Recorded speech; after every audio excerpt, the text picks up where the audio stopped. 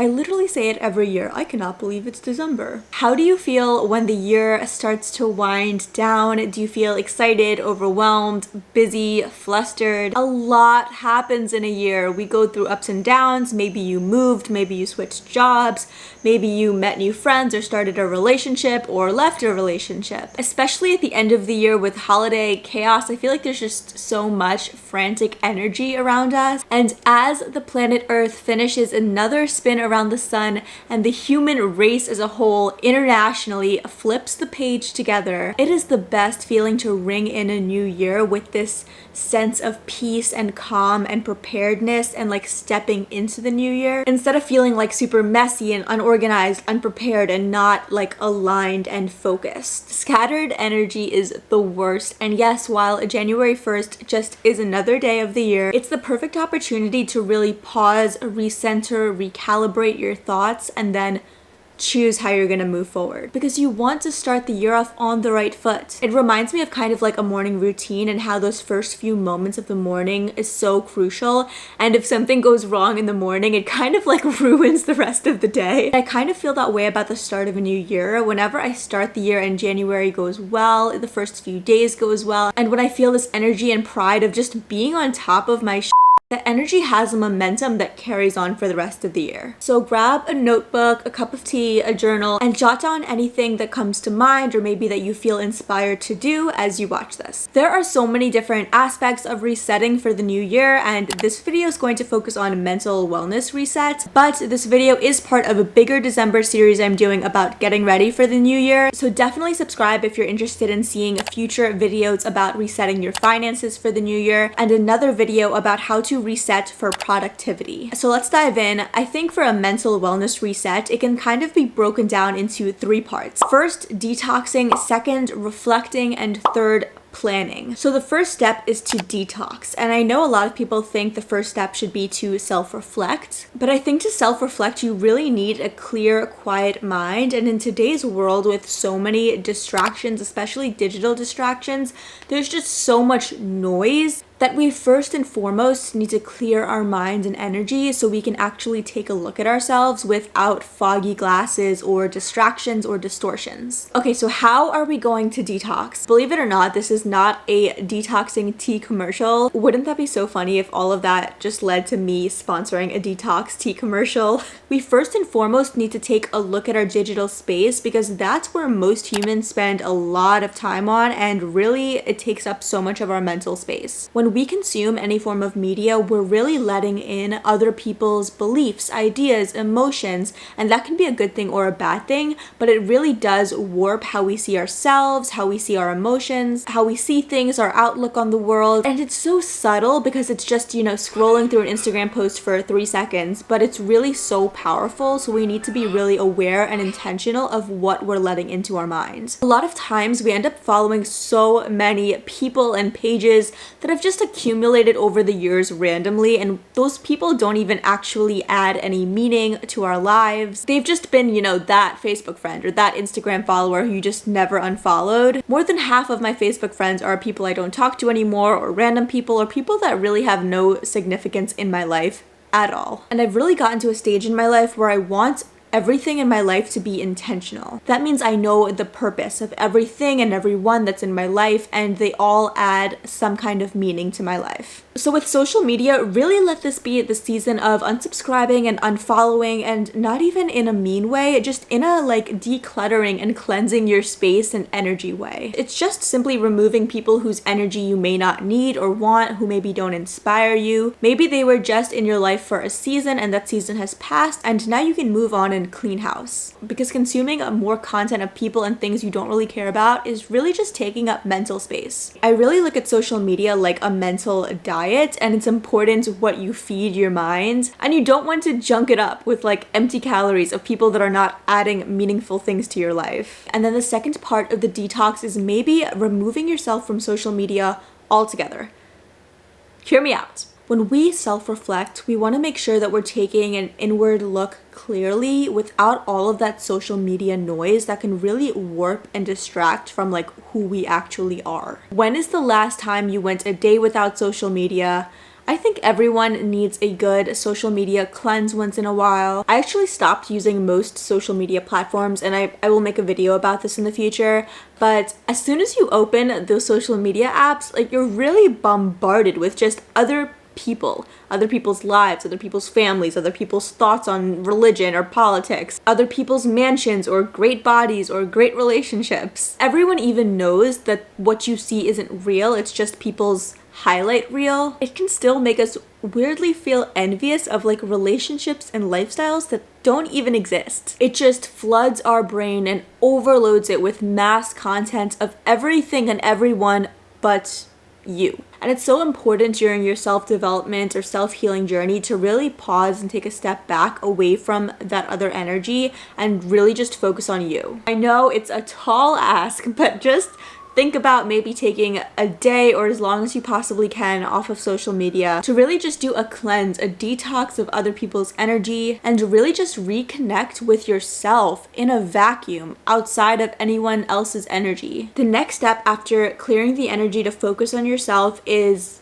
well, to focus on yourself. Self-reflection is re-centering yourself. It's really just taking a deep dive within yourself and asking yourself questions about your values, assessing your strengths and failures, thinking about your relationship with others, and imagining your future and where you want to be and who you want to be. It feels like a really vulnerable, intimate date with yourself. And I really think it's one of the most underrated steps to being successful and bettering yourself is to just sit back and look inwards. To frequently just sit back and evaluate yourself instead of constantly chasing this, next external goal. So here are some prompts that you can journal about and think about. What are you most proud of this year? I think a lot of times when I think about what I'm proud of, I think about it in a very productive sense, like, oh, I lost this much weight, or I got this promotion, or I got paid more.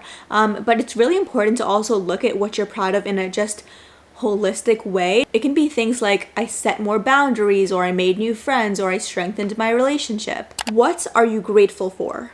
It's really easy when we think about the new year and new goals to just keep looking forward, but looking back at what you appreciated the most can really give you a sense of gratitude and also be a compass as to like what you need to invest in more for the next year. How have you treated yourself this year? Were you too harsh on yourself? Were you too easy on yourself? Do you think you could challenge yourself more? How do you want your schedule to look next year? Do you want to work harder on something? Whether you're going to school every day or going to a job every day, it's really easy to just get stuck in like a mundane routine every day that lasts weeks and then lasts years, and then you kind of forget to reevaluate and decide how you want to grow and really set a clear path intentionally, and you kind of just go with whatever's happening. It's really easy to get stagnant when you're doing the same thing every day, so now is the time to set that path and that goal. You can also reflect on your emotions. What feelings are we taking into the next year and what are we leaving behind? Are there feelings you have towards other people like anger or jealousy or resentment that you want to intentionally work to remove in this next year? Are there things you feel towards yourself like negativity or limiting beliefs that you really want to try to push past this year and really challenge that inner dialogue about yourself and your capabilities? And finally, you can revisit your core values. Maybe it's kindness, honesty, being generous, being a hard worker.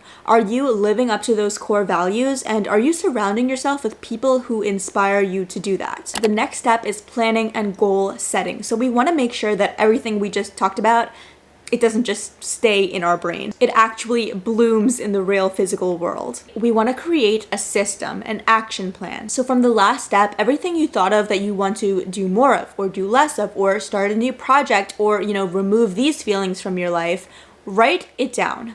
I am such a big fan of writing things down because when it's in your head, we have so many things in our head. Our brain's automatically going to default to like remembering the most important things that we use on a daily basis. So if we don't have those goals already part of our daily habits, it's automatically just not going to be the first thing on our mind. So write the goals down and then underneath it, write the steps you need to make it happen. There's no such thing as too small of a step. If it's a step forward, you're stepping, you're moving. So that's good. If your goal is to make new friends, Maybe the first step can literally just be saying hi to one person at your gym or your supermarket. One really interesting goal technique I heard about is called word of the year. I wouldn't say this works for everyone, but it's a really interesting way to keep that North Star and like a theme of the year. So let me explain. Some people, instead of picking New Year's resolutions, they literally just pick one word. That is their North Star, their focus for the year. That's what's going to bring them clarity and guide all of their decisions. Think about what worked well in this past year and then how you want to enhance it in the next year, or something that didn't work well this year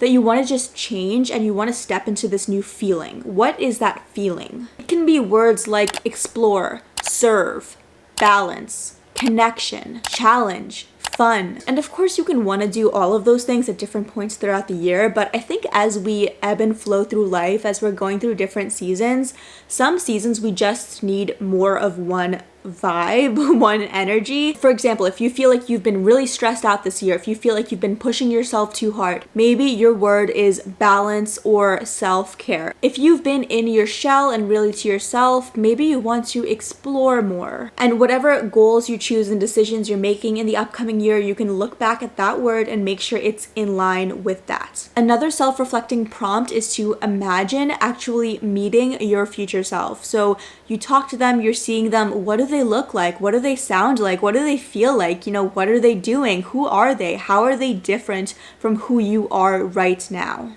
And then also think about your past self. Think about actually meeting the person you were a year ago. What were they like and how have you changed since then? This next tip is just a bonus fun thing you can plan for the next year. Feel free to ignore this, but I was reading about the idea of planning just one nerve-wracking activity, or trying something completely new and out of your comfort zone. This will keep you on your toes and really push you to try new things to show you what you're made of, what you're capable of. Because a lot of times, New Year's resolutions, it's oftentimes these evergreen projects or goals that just take a long time to fulfill. But having like just one tangible thing, like skydiving or horseback riding or traveling by yourself, it can really be exciting and challenging, and it's actually less about what the activity is and more about just proving to ourselves in a very immediate now sense that we are capable and we are badass.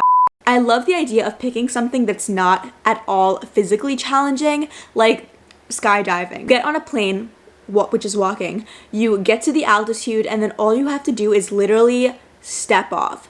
It's not physically hard at all. It's actually very simple. So what holds us back is our mental capabilities. So doing something that's very physically simple really just puts a fisheye, a focus on like our mental capabilities, and overcoming that and actually doing it will create that reinforcement that we are mental warriors. We can overcome our greatest fears, and that simple nerve-wracking activity that you try, it will really have ripple effects throughout all of your other goals. I would argue that a lot of people's goals are really just a mind game. It comes down to mental fortitude. And a lot of times when people are striving for something, what's holding them back is really themselves. Like they just need to get out of their own way.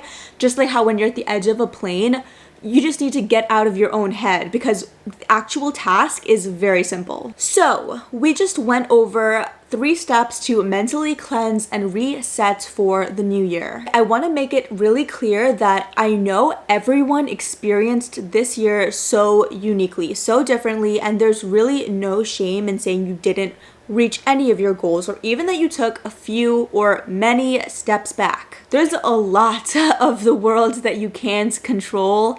Life happens, but you can control your mindset and your headspace, and that's why I wanted to make this video. You are in control of your emotions, your mindset, your reactions, what you choose to stress over, what you choose to be happy about. So take some time to reflect and decide what that means for you so that you can step into this next year with clarity, with confidence, with direction, and like laser focus. Now you have your mind right, but your mind is just one part of a bigger pie of being well-rounded. So my upcoming videos will be on how to reset for the new year financially and how to reset for the new year in a productivity sense. If you stuck to the end, you are a real one, and I will see you in the next video. Bye guys.